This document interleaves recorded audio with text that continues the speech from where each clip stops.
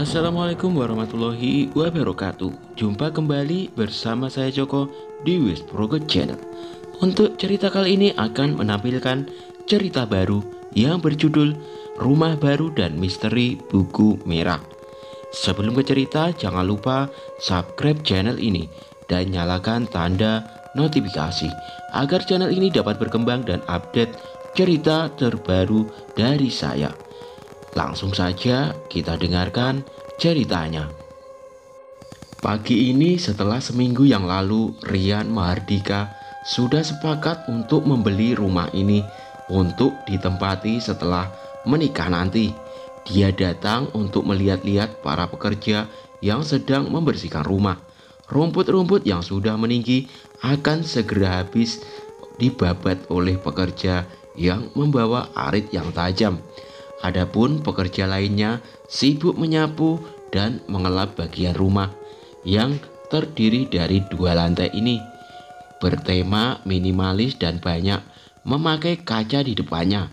Seminggu yang lalu saat Rian sedang mencari-cari rumah untuk ditinggali dengan calon istrinya, dia dapat rekomendasi dari seorang temannya yang bekerja dalam suatu kantor, namun berbeda divisi. Rian adalah seorang arsitek muda yang bekerja di perusahaan pengembang properti. Di usia yang baru menginjak 30 tahun dia sudah mampu membeli sebuah rumah, tepat di sebuah perusahaan yang besar yang cukup terkenal di kota Bandung. Dia menjalankan mobilnya mencari alamat yang sudah diberikan temannya. Setelah berkeliling, dia sampai di rumah yang dituju. Sebuah rumah berlantai 2 bergaya minimalis dengan banyak kaca yang menghiasi rumah itu. Dia turun dari mobilnya, bergerak maju menuju pagar. Rumputnya tinggi-tinggi. Sudah berapa lama rumah ini tidak ditinggali pemilik sebelumnya? Sambil mengintip ke dalam, di pagar tertempel sebuah iklan. Ada nomor telepon yang bisa dihubungi. Rian menghubunginya. Sales rumah ini seorang wanita yang bernama Angel. Mereka sepakat untuk bertemu di rumah ini lagi setelah jam makan siang. Sebelum Rian memasuki mobil, dia membalikkan badannya ke arah rumah. Melihat sekelilingnya, mungkin perasaanku saja. Rian kembali masuk ke mobilnya sambil pergi ke kantor. Di kantor, dia bertemu temannya yang bernama Harry. Dia lebih tua 2 tahun dari Rian, dengan kemeja biru dan berdasi yang selaras dengan kemejanya. Mereka berbincang sebentar sebelum jam masuk ke kantor. "Kang, barusan saya sudah melihat rumahnya," ucap Rian. "Ah, sudahlah, panggil saja Harry. Saya gak nyaman dipanggil Kang, berasa sudah tua." "Oh iya, bagus kan?" "Ya sekilas mah kelihatan bagus. Ya cuma kayak nggak pernah diurus, rumputnya pada tinggi. Tapi saya sudah hubungi salesnya. Siang pas jam makan ketemuan. Perempuan ya salesnya." Wah, bilangin ya sama Dian." Dengan nada bercanda, mereka berdua pun tertawa. Saat jam makan siang, Rian pergi dari kantornya menuju rumah barunya yang dia datangi saat pagi. Di halaman rumah, sales penjual sudah datang dengan pakaian formal dan rapi. Mobil sedan sang sales juga terparkir di pinggir rumah. Sebelum keluar, Rian merapikan rambutnya yang pendek, lalu membetulkan kemejanya agar terlihat lebih rapi. "Sudah lama menunggu, Bu?" tanya Rian sopan. "Enggak kok, ini baru datang." Dia menjulurkan tangannya. "Perkenalkan, saya Angel, Pak." "Saya Rian." Bu Angel membuka pagarnya. Mereka perlahan masuk ke dalam. "Rumputnya tinggi-tinggi ya, Bu. Saya sudah menyarankan ke pemilik rumah ini. Jika mau, maka saya akan mengirim orang untuk merawat rumah ini. Tapi pemilik rumah ini tidak mau," ucapnya. Pintu utama dibuka. Bu Angel mulai menjelaskan tentang isi rumah, sejarah singkat serta pemilik sebelumnya rumah ini. Berlanjut menjelaskan peruangan. Setelah selesai di lantai 1, mereka bergerak ke lantai 2. Di lantai 2 terdapat 3 kamar tidur, lalu terdapat sebuah pintu geser yang terhubung ke balkon. Mereka masuk ke ruang utama di lantai 2. Di kamar ini sudah dilengkapi dengan kamar mandi dalam. Namun ada hal yang menarik di kamar ini. Furnitur di kamar ini lengkap. Lemari pakaian dengan sebuah kaca besar, sebuah cermin rias yang tersandar di dinding. Bahkan sebuah kasur ukuran besar juga ada di kamar ini. Furnitur ini, tanya Rian penasaran. Oh, ini permintaan pemiliknya. Katanya untuk hadiah buat pemilik baru nanti. Saya tidak diberitahu detailnya sih.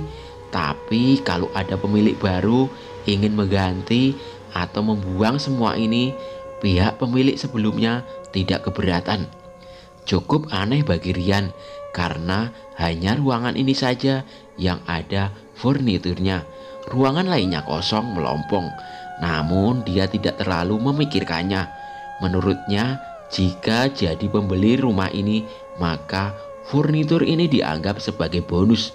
Bu Angel sudah keluar dari kamar, namun Rian masih melihat kamar ini. Dia mencoba memegang furnitur, semua tampak masih bagus. Lalu sebuah meja rias yang dia coba lihat-lihat. Dia menggoyangkannya untuk mengetahui apakah kayunya masih bagus atau sudah habis dimakan rayap. Lalu dia mendengar sebuah benda jatuh. Dia melihat sekeliling meja rias ini karena suaranya terdengar dari meja rias. Dia mencoba melihat di kolongnya. Sebuah buku. Dia mencoba meraihnya. Cukup sulit mengambilnya tanpa merebahkan badannya di lantai. Namun dia enggan melakukannya karena akan membuat kemejanya kotor dan dia masih harus pergi ke kantornya. Dengan penuh perjuangan dia dapat meraihnya. Buku tebal berwarna merah, seukuran buku tulis penuh debu. Ada sesuatu kah Pak Rian? Karena terlalu lama di dalam, Bu Angel menghampirinya. Menyimpan buku merah itu di belakangnya. Tidak, saya hanya mengecek furniturnya. Ternyata mereka masih bagus. Bu Angel keluar, lalu Rian membersihkan buku itu sebentar, lalu memasukkan ke dalam tas kerjanya. Setengah jam berlalu, mereka berdua sudah selesai melihat-lihat seluruh rumah. Rian sepertinya menyukai rumah itu dan akan mengabarkan secepatnya. Di perjalanan menuju kantornya, pandangan Rian tertuju pada tas kerjanya yang di dalamnya terdapat buku merah yang dia bawa. Dia belum berani membukanya. Rencananya dia akan membukanya saat sampai di apartemen. Waktu pun berlalu tanpa sekalipun Rian membuka buku merah yang dia temukan di rumah yang akan dia beli. Bahkan saat membicarakan dengan calon istrinya Dian, pikirannya tentang buku itu tidak pernah muncul sampai seminggu kemudian rumah sudah dibeli dan sedang dibersihkan oleh para pekerja. Saat menuju lantai 2, salah satu pekerjanya memberitahu, "Furnitur ini mau diapakan?" "Biarkan saja furnitur ini, saya akan menggunakannya. Tolong dibersihkan saja ya," ucapnya ramah kepada pekerja. Saat itu dia melihat meja rias.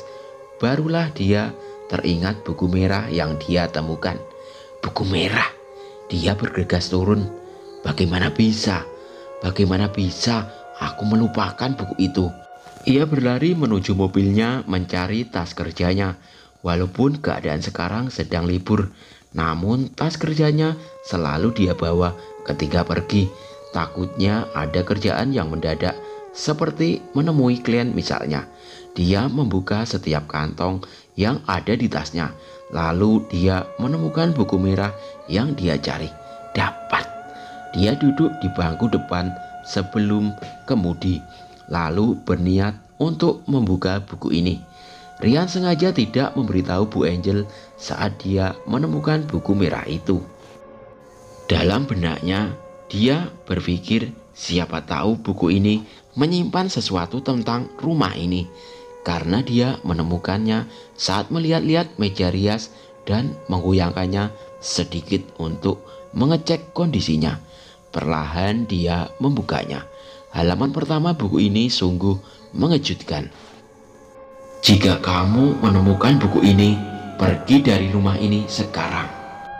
Rian membuka halaman berikutnya secara acak. Yang dilihat adalah sebuah tulisan panjang mengenai peristiwa yang terjadi di dalam rumah tersebut. Salah satu halaman yang dia buka mengatakan bahwa pemiliknya sering diganggu oleh suara ketukan dari pintu kamarnya. Padahal tidak ada orang lain yang tinggal selain pemilik rumah yang sedang tidur di kamar. Belum lagi suara anak kecil bermain yang terdengar jelas di siang hari. Benarkah? Dia membuka bukunya lagi dan sampai di halaman terakhir. Suara ketukan terdengar dari samping kaca mobilnya. Dia terkejut sampai menjatuhkan buku merah itu ke bawah. Yang mengetuk mobilnya adalah salah satu pekerja yang membereskan rumah. Rian keluar dari mobilnya. "Ada apa, Pak?" "Ini, Pak, rumputnya sudah saya bersihin. Terus soal pohonnya." Rian baru menyadari bahwa di halaman rumah ini juga ada sebuah pohon mangga yang sudah rimbun. Ketika rumput sudah dipotong habis, barulah kelihatan wujud pohonnya. "Ditebang saja, Pak, batang-batangnya yang sudah meninggi, tapi jangan ditebang habis." Pekerja yang dia beritahu mengerti. Lalu Rian kembali ke dalam mobilnya mencari buku merah yang dia jatuhkan. Mana ya?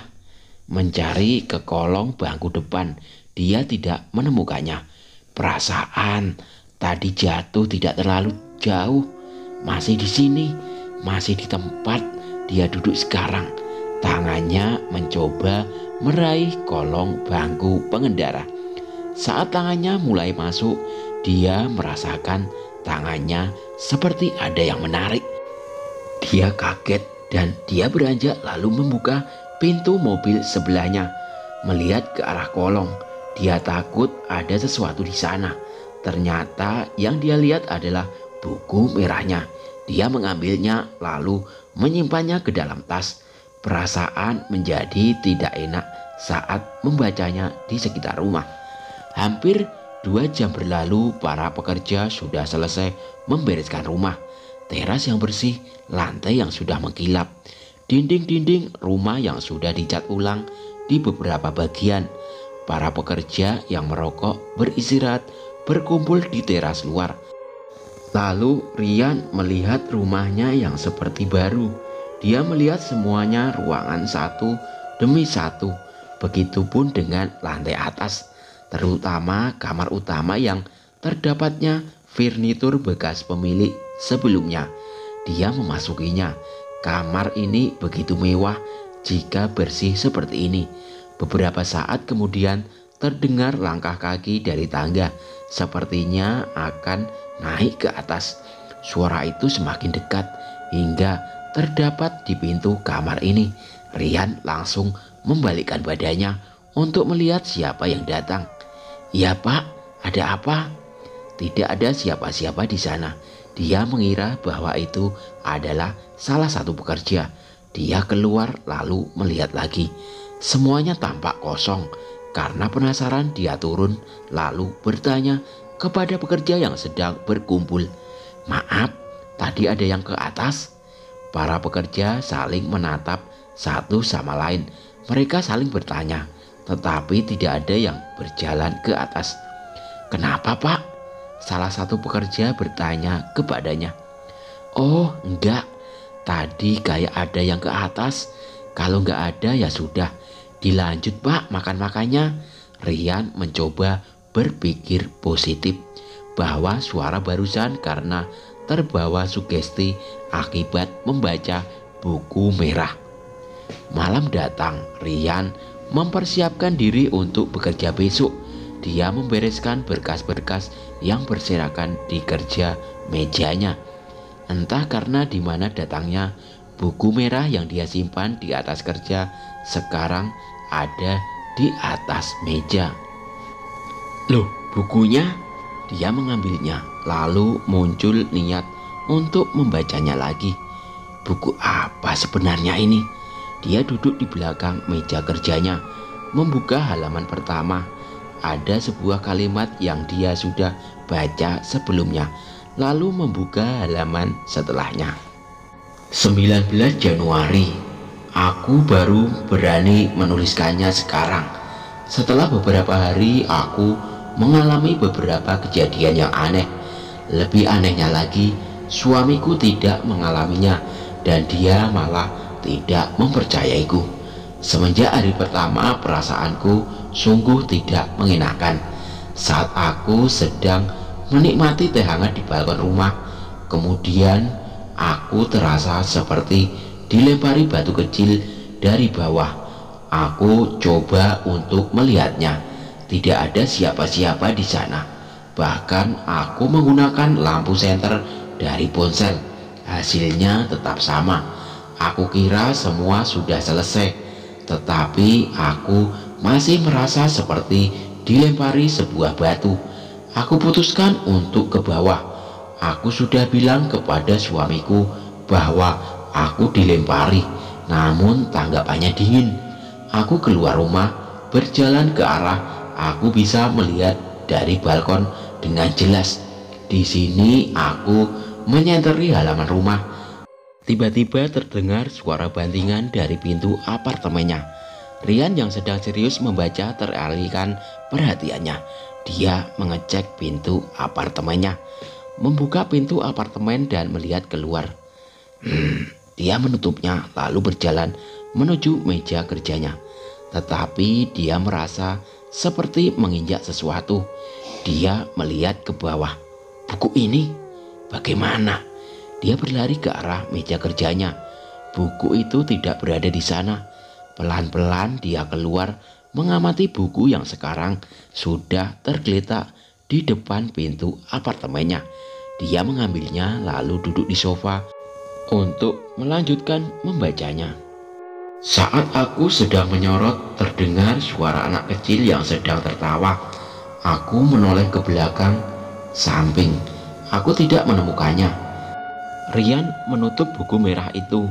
Kini dia sedang berpikir, jika kejadiannya seperti itu maka kehidupannya nanti akan tidak tenang. Lagi pula dia sudah membeli rumah itu.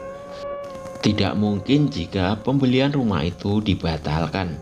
Dia teringat akan buku merah itu saat rumah akan dibersihkan. Apalagi buku merah itu cukup tebal. Jika terisi semua dengan cerita, maka akan banyak hal lagi kejadian yang aneh. Namun kembali lagi, dia ingin mencoba berpikir positif.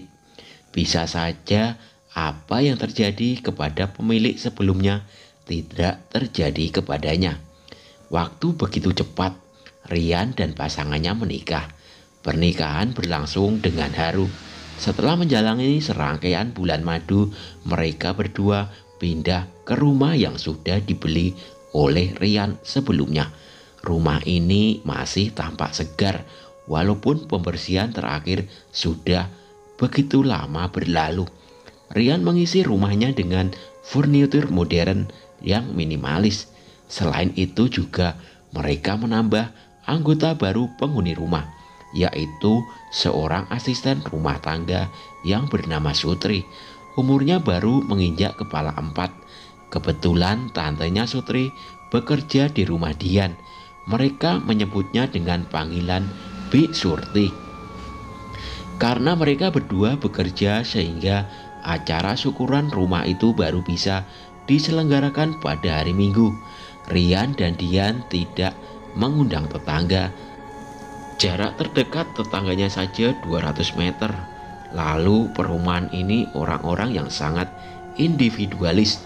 Mereka mengundang anak yatim sekaligus pemberian santunan kepada anak yatim tersebut. Dian yang dibantu Bi Sutri mengurusi semuanya, dari persiapan makan hingga dekorasi. Waktu sudah semakin dekat, Bu Surti izin untuk berbenah diri. Bu, maaf, saya izin ganti baju dulu. Masa nanti pengajian pakaian saya seperti ini dengan logat Jawa yang khas? Iya Bi, silakan. Pekerjaannya sudah beres kok. dengan penuh keramahan. Setelah maghrib acara dimulai. Rian sangat tenang karena kekhawatirannya tidak terbukti dan memang benar kejadiannya yang tertulis di buku merah itu tidak menimpanya. Karena sudah beberapa hari tinggal di rumah ini, dia maupun istrinya tidak mengalami kejadian aneh. Syukuran memang dikhususkan sebagai rasa syukur karena telah diberikan limpahan rezeki. Bik Surti keluar dari kamarnya. Dia tampak lesu dan mukanya pucat. Mungkin karena terlalu lelah mengerjakan pekerjaan, dia menjadi seperti itu. Dian sudah meminta Bik Surti agar istirahat saja di kamar. Namun Bik Surti hanya menganggukkan kepalanya pelan. Acara berlangsung khidmat dan berakhir ketika penyerahan santunan ke anak yatim. Ustadz yang memimpin doa juga berpesan agar Rian dan istrinya selalu menjaga sholatnya. Muka Bik Surti semakin pucat saja. Dian benar-benar tidak tega melihatnya.